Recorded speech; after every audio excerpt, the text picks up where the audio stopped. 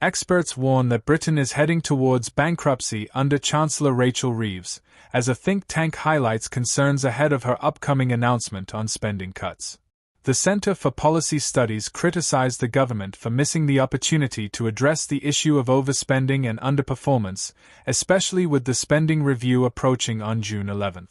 Fiscal policy researcher Daniel Herring stated, with government debt nearing 100% of GDP and the tax burden at its highest level during peacetime, the UK is on a path to bankruptcy. He suggested that rather than reducing spending and taxes, the spending review appears to be an effort to balance the Treasury's budget on paper. Hello viewers, welcome to UK Pancakes.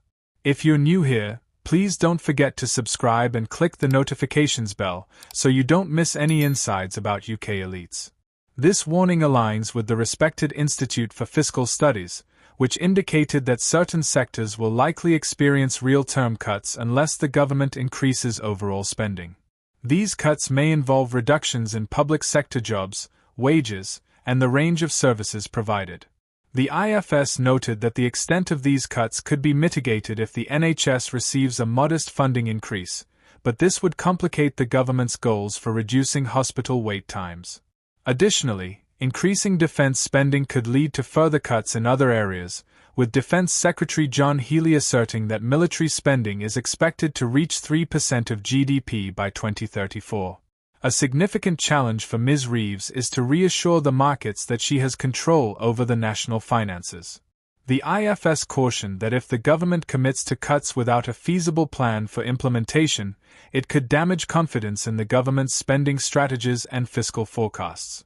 Tom Clufferty from the Institute of Economic Affairs remarked that it has been 25 years since the UK last had a budget surplus, despite record-high taxes. He warned that low growth and an aging population will exacerbate the situation unless there are substantial policy changes. He added, if the government is serious about maintaining its spending plans while also increasing funding for the NHS, defence, and capital investment, significant cuts will need to occur elsewhere. Ultimately, this will likely mean fewer public sector jobs and reduced services. There are strong indications that the Home Office will face budget cuts, with police leaders expressing concerns about the additional pressures they will encounter due to early releases. It is estimated that around 50,000 civil service jobs could be eliminated by 2030 as the government seeks to tighten its budget. Charities are urging the government to maintain its multi-billion-pound initiative aimed at insulating the homes of elderly and vulnerable individuals, while a post-Brexit fund designed to compensate farmers for environmental stewardship may face cuts.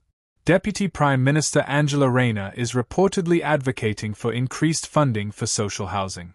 Richard Tice, the deputy leader of Reform UK, commented, "It's no surprise that the British economy is in such turmoil when successive governments waste taxpayer money on initiatives like net zero, which will cost the country trillions. This funding should be redirected to tax cuts to support working individuals and stimulate economic growth. The only approach this government takes is to raise taxes and promote stagnation. The true solution to the economic crisis we are facing is to remove Labour from power." A government spokesperson responded, "Our plan for change is focused on delivering what is important for working people, reducing hospital waiting times, managing our borders, and addressing the cost of living. This spending review will carefully evaluate every pound spent by the government to ensure it aligns with our plan for change." I recall an old Private Eye cartoon where a tabloid editor steps out of his office and tells his staff, "Bad news. We've hit rock bottom." While that was a joke, it unfortunately reflects the reality of our nation's economy.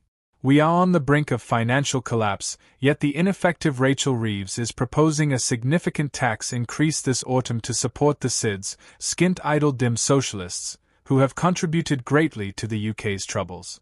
Every decision she has made has been misguided. I mean every single one. And this is only after 10 months.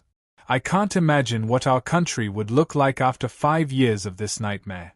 Reeves predicted that the Exchequer would gain £3 billion by taxing everything people owned and earned. What actually happened? A net of 10,800 millionaires left the country last year, meaning her decision will ultimately cost the public finances. All those jobs, gardeners, dog walkers, housekeepers, chauffeurs, and nannies, vanished.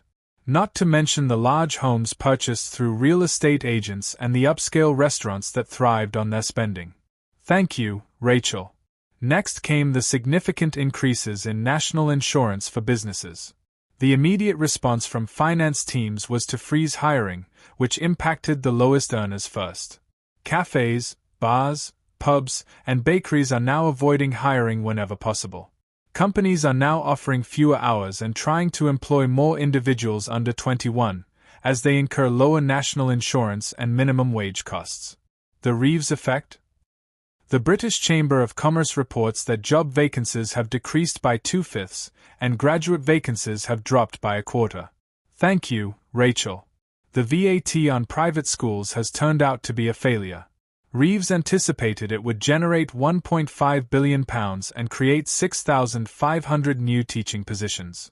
However, 13,000 students have switched from private to state schools, which is significantly more than expected, leading to larger class sizes and no increase in teachers.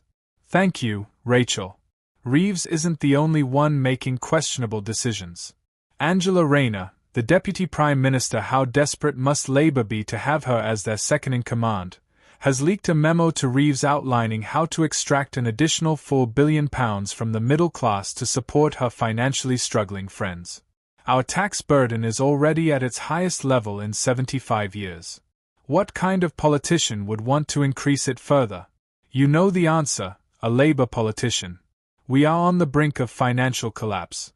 At some point, we will need a politician willing to make significant cuts to benefits, pensions, and all forms of government assistance. It will be difficult, but like pruning plants in the fall, it will ultimately lead to new growth.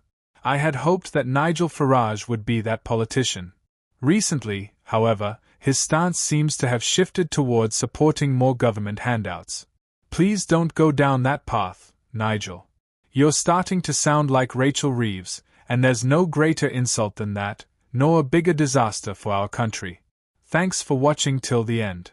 Drop your thoughts in the comments section. We hope to see you in our next UK Pancakes.